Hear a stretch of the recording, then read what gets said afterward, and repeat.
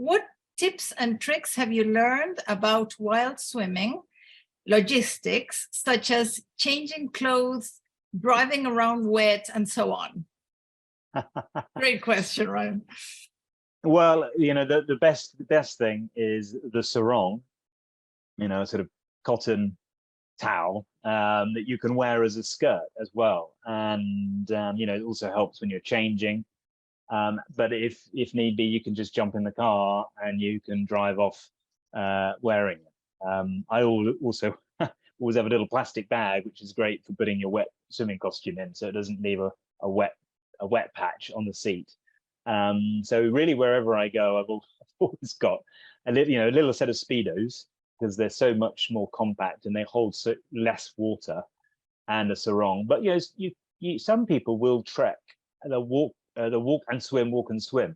So you can just put water shoes on, and you can get clothes which you just get wet in if you use artificial fabrics. I mean, one of the things what we loved in researching this is we sort of had a golden rule which was that we will always sleep by the river.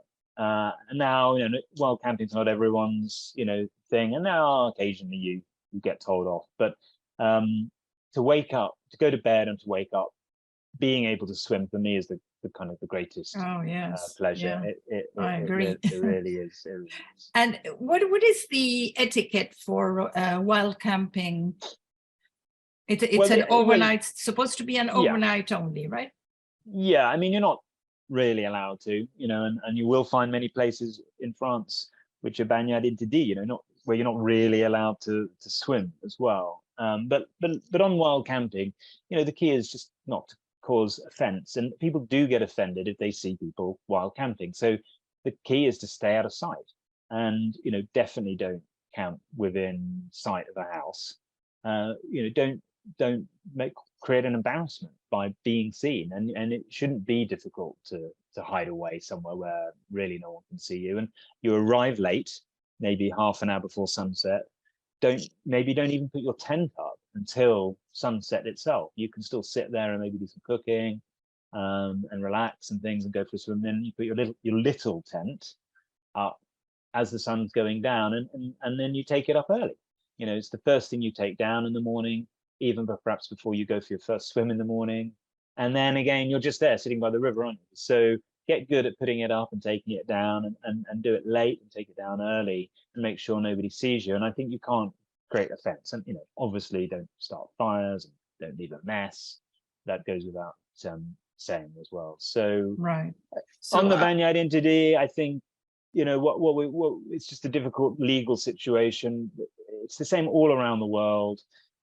People who own the rivers, and particularly councils, municipalities, etc., they believe, their lawyers tell them, that they have a kind of legal responsibility for any accidents that happen in that river, because they sort of own the river, and therefore they become legally liable. And so their lawyers say you have to put up signs saying no swimming, because that will protect you if someone drowns and decides to sue. That's interesting. And that's why we have them everywhere in France.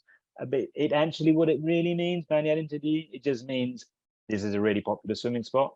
This is where everybody locally comes to swim, and that's why we had to put the sign up. So it's actually really a sign to say local swim here.